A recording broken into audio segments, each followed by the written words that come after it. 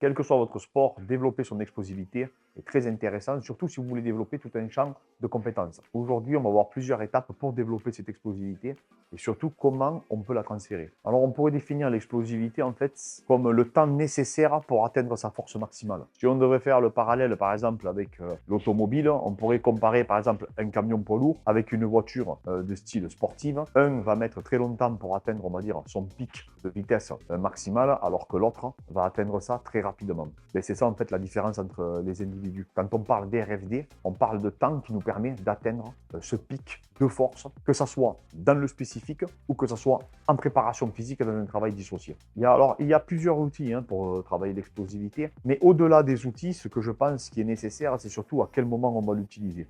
Je me suis rendu compte avec le temps que les gens travaillaient, que ce soit la force, la vitesse ou l'explosivité, il a travaillé, mais il ne mesurait pas si il pouvait avoir des progrès. Et il existe aujourd'hui pas mal d'outils qui nous permettent de mesurer et de comprendre et de quantifier si les méthodes ou les outils qu'on utilise vont nous être bénéfiques. Alors, il y en a qui vont faire le parallèle avec l'anticipation, avec la réactivité. Tout est valable, tout est recevable. C'est juste au moment où vous allez planifier votre programmation, au moment où on va utiliser certains outils, certains régimes de contraction, c'est à ce moment-là qu'il faudra faire les choses dans l'ordre pour réussir à le transférer le jour J. On peut utiliser différentes méthodes, des méthodes par contraste, où on va passer d'un poids relativement lourd à un poids extrêmement léger. On pourra travailler aussi en ISO maximal.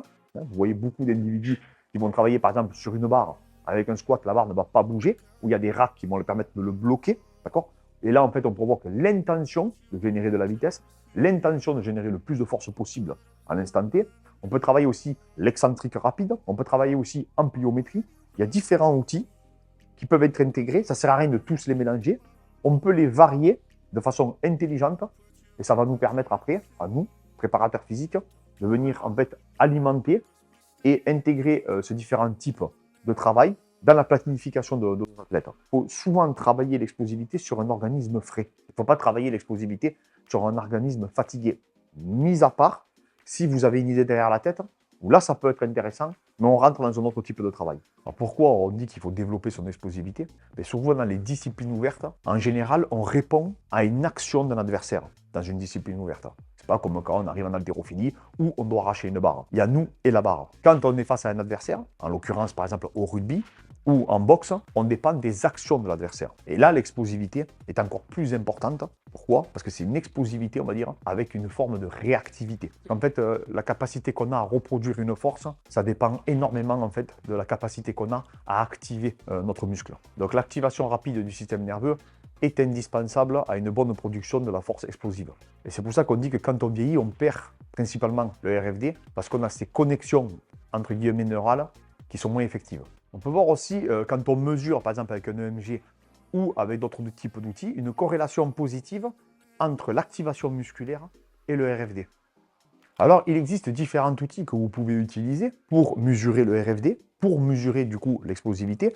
Moi, j'utilise ce type d'outil qui va me donner en fait le temps que mon athlète va mettre pour développer sa force maximale. On s'aperçoit également que les personnes qui arrivent à le mieux activer, on va dire, leur système neuromusculaire, c'est souvent ceux qui arrivent à générer le plus de force à l'instant T. L'objectif de cette vidéo, c'est pas de vous présenter une seule méthode, une seule vision. C'est à vous, en tant que préparateur, en tant qu'athlète, en tant que passionné, après de venir intégrer dans votre programmation ce type d'outils, ce type de méthode, et de faire un peu comme une recette de cuisine. Vous choisissez vos aliments que vous préférez, et après derrière, à vous de jouer. Si vous désirez d'autres vidéos sur la préparation physique, spécifique ou pas, sur un travail associé ou pas, n'hésitez pas à le mettre en commentaire. Pensez toujours qu'il n'y a pas de méthode miracle. Il y a un ensemble de méthodes qu'on va venir intégrer pour optimiser notre préparation.